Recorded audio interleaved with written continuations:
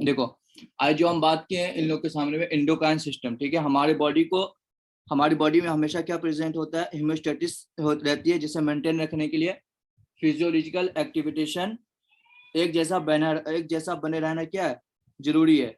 इस physiological activities को हमारे बॉडी में दो सिस्टम रेगुलेट करते हैं। पहला है नर्वस सिस्टम, दूसरा है एंडोक्राइन सिस्टम, ठीक है। वह ग्लैंड जो अपने सिक्रेशन को डायरेक्ट ब्लड तक पहुंचाती है उसको हम क्या बोलते हैं, एंडोक्राइन ग्लैंड कहते हैं, ठीक है। और यह जो सिक्रेशन है ये केमिकली एक्टिविटीज होते हैं जिन्हें हम क्या बोलते हैं, हार्मोन बोलते हैं, ठीक है।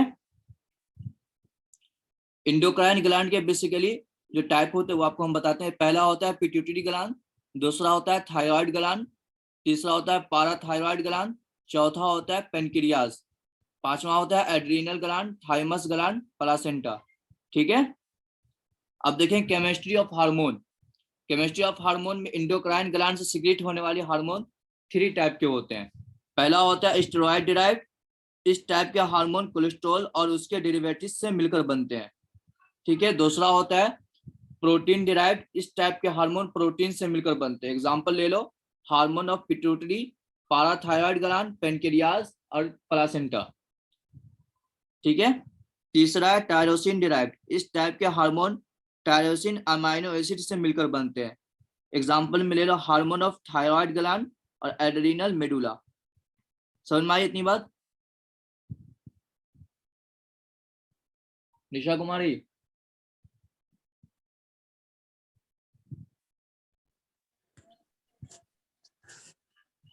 सर हाँ आपने जो प्लेसेंटा के बारे में बतलाया था वो जुड़ा हुआ था बच्चे के साथ सर में, वही है ना?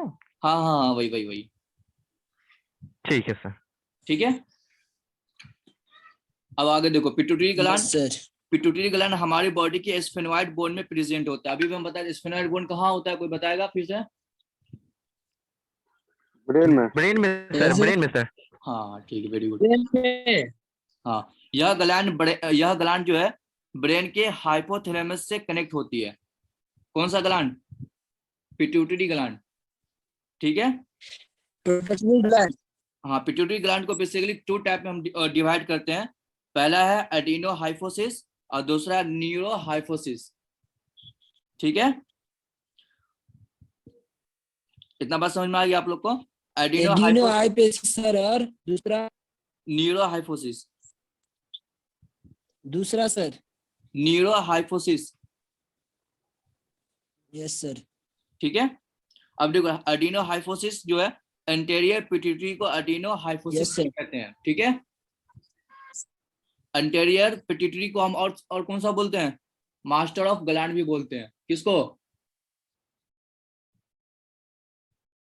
ये एंटीरियर पिट्यूटरी ग्लैंड को। हाँ, ये क्वेश्चन हमेशा आएगा आपको, बाइबल में पूछा जाएगा, कोई ठीक नहीं है, ठीक है। ठीक है सर। अब चलो, अब हम यहाँ बता रहे थे कि एक्शन ऑफ ग्रोथ हार्मोन, ठीक है। ग्रोथ हार्मोन हमारी बॉडी के जनरल ग्रोथ के लिए क्या रिस्पॉन्सिबल होता है। ग्रोथ हार्मोन के द्वारा सेल्स से साइज और नंबर दोनों बढ़ते हैं, ठीक है। Action of growth hormone. अब हम देखेंगे metabolism of protein. Growth hormone protein के मेटाबॉलिज्म को बढ़ाता है। प्रोटीन मेटाबॉलिज्म को बढ़ाने के लिए ग्रोथ हार्मोन के कुछ एक्शन होते हैं। पहला होता है ग्रोथ हार्मोन सेल मेम्ब्रेन से अमाइनो एसिड को इंटैक्ट करता है, और दूसरा होता है ग्रोथ हार्मोन आरएनए के लिए क्या होता है, सिंथेसिस को बढ़ाता है, ठीक है। आई बात समझ में?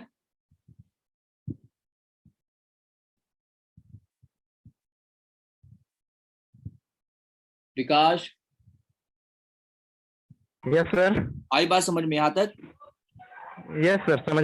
चलो अब हम देख उस टाइम जो हम बात कर रहे हैं metabolism of fat. Growth hormone को एडिपोज टिश्यू से फैट को मेटाबोलाइज करके फैटी एसिड में कन्वर्ट करते हैं, ठीक है। ठीक है सर। इस फैटी एसिड का यूज हम किस चीज के लिए करते हैं, एनर्जी प्रोडक्शन में यूज होता है इसका, ठीक है। अब देखो दूसरा क्या है, metabolism of carbohydrate. Growth hormone glucose के उपयोग को कम करता है। बात समझ में आई? ग्रोथ हार्मोन किस चीज को उपयोग में कम करता है? ग्लूकोज को। ग्लूकोज को। ठीक है, यह ब्लड में ग्लूकोज के लेवल को क्या करता है? बढ़ाता है, जिससे पेनक्रियाज स्टिमुलेट होता रहता है और इंसुलिन की एक्टिविटी से ग्लूकोज ग्लाइकोजन में कन्वर्ट होता है। ठीक है। Effect on bone, growth hormone osteoblast को बढ़ाता है। ग्रोथ हार्मोन ऑस्टियोब्लास्ट को ऑस्टियोसाइट में कन्वर्ट करने में मदद करता है। ठीक है, बात समझ में आ गई? ग्रोथ हार्मोन क्या क्या करता है समझ में आ गया आप लोग को? Yes sir. चलो, अब हम देखेंगे एड्रीनोकॉर्टिकोट्रोपिक हार्मोन। यह हार्मोन एड्रिनल कॉर्टेक्स से डेवलपमेंट और इसकी सिक्रेटरी एक्टिविटी को रेगुलेट करता है। ठीक है, और उसका दूसरा है फॉलिकल स्टिमुलेटिंग हार्मोन।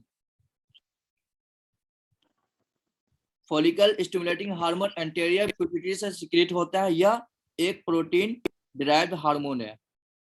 ठीक है, फॉलिकल स्टिमुलेटिंग हार्मोन क्या है? डिराइव्ड प्रोटीन हार्मोन है, और ये क्या करता है? एंटीरियर पिट्यूटरी से सिक्रेट होता है। ठीक है,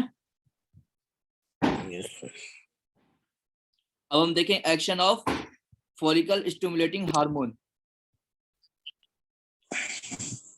ठीक है, फॉलिकल स्टिमुलेटिंग हार्मोन मेल्स में टेस्टोस्टेरोन के साथ मिलकर स्पर्मेटोजेनेसिस को रेगुलेट करता है। ठीक है, yes sir. Follicle stimulating hormone females में जेनेसिस को रेगुलेट करता है। यह ग्राफीन फॉलिकल के डेवलपमेंट में हेल्प करता है। आई बात समझ में? नहीं सर, फिर से समझाइए। नहीं आई सर, फिर से समझाइए। क्या चीज समझना है इसमें? जैसे सर आपने बोला सर, फॉलिकल स्टिमुलेटिंग बोलिए। हार्मोन जो है फीमेल्स में, ठीक है, और जेनेसिस को रेगुलेट करता है। यह ग्राफीन फॉलिकल के डेवलपमेंट में हेल्प करता है।